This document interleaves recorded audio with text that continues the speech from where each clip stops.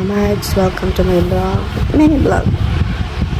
Ngayon, so, nagising ako. Sobrang sama ng pakiramdam ko talaga. And then, buti na lang namin nakahanda akong tent dito. So, napapaling ako kakaisip nung nanganak ako.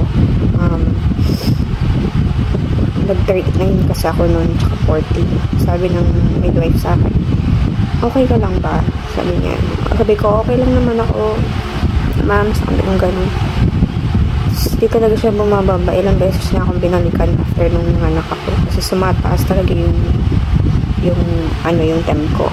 Bumapalo siya ng 38, 39, 40. Buti nga hindi ako nag-convulsion eh. Kasi panganak ko pa lang nun. So, ayun na nga. Ito na nga. Ngayon, tinamaan rin na ako ng lintik. Este, lag na. So, ito yung worst part ko talaga eh. Pagka nagkasakit ka, tapos may nagbe-breastfeed sa'yo, mahirap kasi nag-worry ka, baka yung anak mo mahawaan din. But, yeah. Minsan talaga is kahit gano'ng kakalakas, yung katawan mo ay talagang, hindi kinakaya. So, yun. So, okay lang naman kasi nakatake na ako ng gamot, which is paracetamol.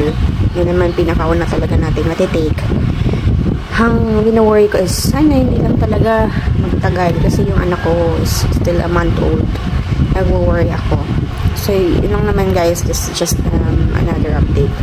And a month old, hindi pa ako nahihilot buong katawan ko. So, maybe sa pagod, sa puyat, siguro nilamig sa katawan, tinamaan na ako. So, as you can hear my voice, medyo masakit kasi talaga yung lalamunan ko. But, okay, I give you an update regarding with this. Thank you. Yun lang.